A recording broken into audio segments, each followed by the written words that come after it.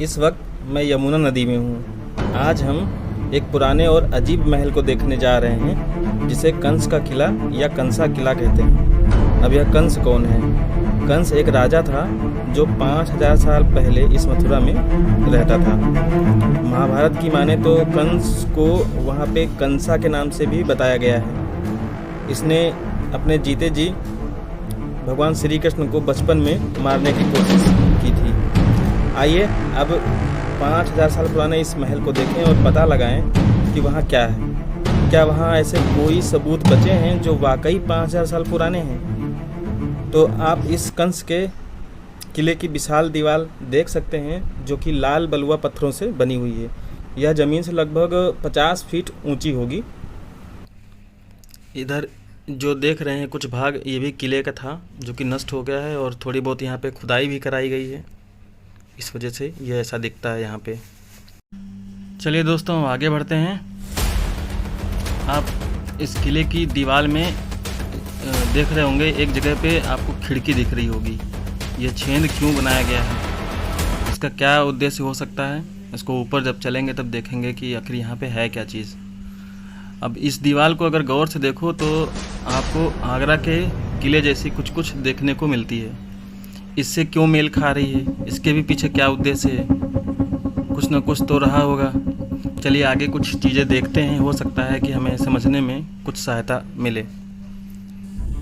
आगरे का किला तो दोस्तों मुग़लों ने बनवाया था, आप सभी लोग जानते ही होंगे। तो फिर उनसे ये समानता क्यों मिल रही है, इसके पीछे क्या उद्देश्य है, आखिर क्यों उनसे हूबहू कुछ चीज़ें देखने को मिल रही हैं। चलिए आगे कुछ देखते हैं और पता करते हैं कि ऐसा क्यों है। आप गौर से देखेंगे कि यहाँ पे ईंटों से बनी हुई एक दीवार नज़र आ रही है और यहाँ से किले को आगे की तरफ बढ़ाया गया है, बढ़ा करके बनाया गया है। ये कंस्ट्रक्शन ऐसा प्रतीत हो रहा है कि बाद में किया गया होगा, जो कि अब इस किले का मुख्य भाग से थोड़ा अलग है, दिखता है। अब यहाँ पे कुछ पेड़ भी हैं जो दीवारों में उग आए हैं, शायद ये पेड़ हमें समझने में कुछ सहायता करें। चलिए देखते हैं गौर से, कुछ यहाँ पे ऐसे कोई सबूत मिलते हैं जो कि 5000 साल पुराने कंस के किले के हो सकते हैं। तो आइए देखते हैं। अब यहाँ पे दीवार टूटी हुई है, आप गौर से देखेंगे तो इस गड्ढे में एक बड़ा ईंट का एक ब्लॉक दिख रहा है। ये ईंट का नहीं है बल्कि ये पत्थर का बना हुआ है। आप अनुमान लगाइए कि ईंटों के बीच में यह पत्थर क्यों है, या फिर यहाँ कर क्या रहा है इसके बीच में यह पत्थर। और इसके जैसे और भी कुछ पत्थर हैं जो आप गौर से देख सकते हैं। अंदर एक दीवार और भी है और बाहर की दीवार से बिल्कुल मैच नहीं कर रही। ये कंस्ट्रक्शन दो कंस्ट्रक्शन एक ही दीवार में दिख रहे हैं। इसके पीछे क्या उद्देश्य है और क्या रहा होगा, आखिर में ऐसा क्यों है। तो आइए दोस्तों आपको बताते हैं कि इस किले पर बाहरी आक्रमणकारियों के द्वारा कम से कम 12 से 13 बार आक्रमण किया गया है और बाद की पीढ़ियों ने उसको उतनी ही बार पुनः बनवाया है, जिस वजह से आप ये आसानी से देख सकते हैं कि पहले जो अवशेष हैं उनके ऊपर से दूसरी दीवार बना दी गई और उसके बाद में फिर तीसरी दीवार बना दी गई। इस तरह से यहाँ पे इसका पुनर्निर्माण होता रहा। दोस्तों अभी तक की जो ज्ञात जानकारी है उसके मुताबिक आखिरी व्यक्ति जिन्होंने इस किले का पुनः निर्माण किया था वह जयपुर के एक राजा मान सिंह थे। इनका नाम आप लोगों ने सुना होगा। ये 16वीं शताब्दी में मुग़ल राजा के दरबार के ये नवरत्नों में से एक थे जो कि यहाँ शासन भी करते थे। इसलिए इस किले में हिंदी और मुग़ल स्थापत्य कला का एक साथ देखा जा सकता है। दोस्तों आपने देखा अभी कुछ देर पहले मैंने बताया था कि आगरा की एक किले की दीवार दिखा करके कि यहाँ पे कुछ चीज़ें मैच कर रही हैं। तो वो मैच शायद इसी वजह से कर रही हैं क्योंकि राजा मान सिंह मुग़ल बादशाह अकबर के दरबार के नवरत्न थे। तो वहाँ से कुछ लोगों को लेकर के आए होंगे जो उस समय के भवन और बिल्डिंगें बनाने का काम करते रहे होंगे। तो इसी वजह से यह चीज़ें देखने को मिल सकती हैं। तो अब हम चलते हैं किले के ऊपर और देखते हैं क्या कुछ वहाँ अवशेष अभी भी बाकी हैं, क्या हमें कुछ वहाँ मिल सकता है जिससे हमें कुछ समझने में और आसानी हो सके। तो आइए चलते हैं। तो दोस्तों जैसा कि आप देख सकते हैं मैं ऊपर आ गया हूँ। यहाँ तो ऐसा कुछ भी नहीं दिख रहा, बस दीवारें हैं और कुछ पत्थरों की संरचनाएं दिख रही हैं।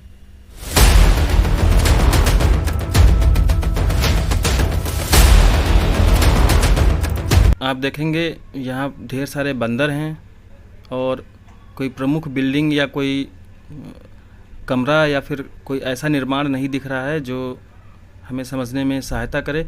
लेकिन कुछ यहाँ पत्थर के ब्लॉक आपको फिर से दिख जाएंगे। अगर इनको देखें तो इसके बगल में ईंटों की एक दीवार है और ऊपर कम से कम 5 फीट लंबे हुए पत्थर रखे हुए हैं या उनका निर्माण किया गया है। तो आप यहाँ पे आसानी से समझ सकते हैं कि ये वो अवशेष हैं जो बचे रह गए और बाद की पीढ़ियों के द्वारा जब बनवाया गया तो उनको हूबहू वैसे ही लगा दिया गया। आप इस पत्थर को ध्यान से देखें तो ये पुराने समय का प्रतीत हो रहा है और यह शायद कंस के निर्माण के समय की मूल संरचना रही होगी जो अभी तक सुरक्षित है। यहाँ कुछ पत्थर और आप देख सकते हैं, जैसे कि ये लाल रंग का जो दिख रहा है। चलिए इसके सामने चलते हैं। देखिए आप पाएंगे कि यह पत्थर पुरानी संरचना का हो सकता है। एक बात मैं आप लोगों को और बताना चाहूँगा कि राजस्थान के एक और राजा थे जिन्होंने 17वीं शताब्दी में इस किले के ऊपर एक आकाशीय पिंडों को देखने के लिए वेधशाला बनवाई थी, जिनका नाम सवाई जय सिंह था। इन्होंने यह वेधशाला उस समय बनवाई थी जब औरंगजेब का शासनकाल था। उसके बाद में जब इस पुनः नष्ट किया गया तो वो सारी वेधशालाएं तोड़ दी गईं और आज उनके सबूत भी नहीं है यहाँ पे। लेकिन ये जो पत्थर हैं या तो ये कंस के किले के मूल संरचना के रहे होंगे या फिर उनके द्वारा जो बाद में यहाँ पे वेधशाला बनवाई गई उसके भी सबूत हो सकते हैं। चलिए और आगे देखते हैं आसपास की दीवारों को। ये दीवारें ईंटों की बनी हुई हैं।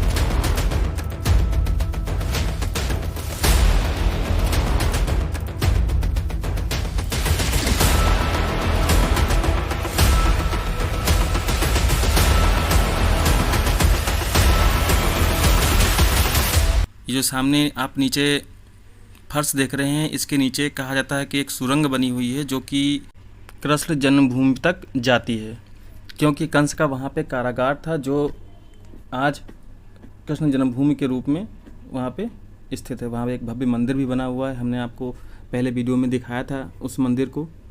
वहाँ तक ये सुरंग जाती है।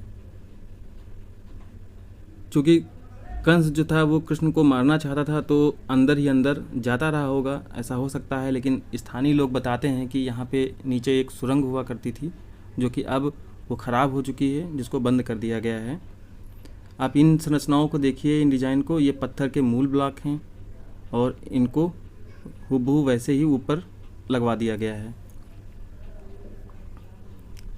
चलिए, आने वाले जो पीढ़ियां थीं उन लोगों ने इतना अच्छा काम तो ज़रूर किया कि इनको हूबहू वैसे लगवा दिया ताकि बाद में लोगों के द्वारा इसको देखा जा सके, समझा जा सके कि हाँ, यहाँ पे कंस का किला वाकई था।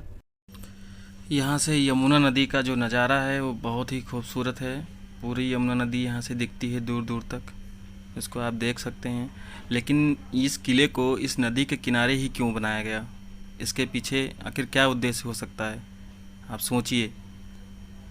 एक बात तो एकदम स्पष्ट है कि इस किले के नदी के किनारे बनाने का उद्देश्य यही रहा होगा मेरे ख्याल से कि यदि कोई शत्रु नदी के दूसरी तरफ से आक्रमण करे तो उस पर आसानी से महल से हमला किया जा सके, क्योंकि उसको नाव की सहायता से नदी को पार करना होगा और उसकी गति भी बहुत धीमी होगी। जब तक वो इस साइड में आएगा तब तक आसानी से यहाँ से उस पर हमला कर सकते हैं।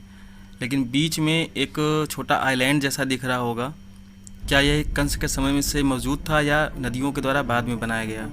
इसको तो हम नहीं कह सकते, लेकिन अगर ये मौजूद था तो शायद इसका भी यूज वो ज़रूर करते होंगे, क्योंकि सैनिकों की एक टुकड़ी शायद वहाँ भी रहती हो कि उस साइड से भी सुरक्षा प्रदान की जा सके।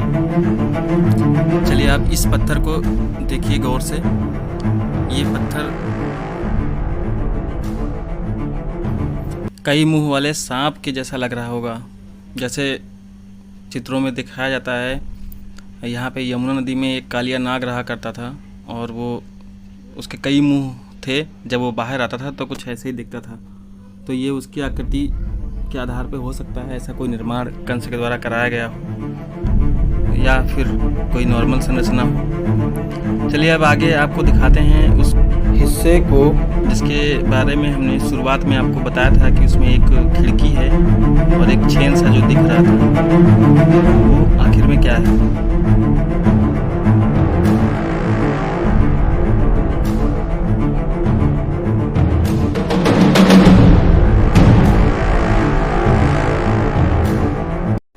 तो देखा दोस्तों, ये कुआं निकला।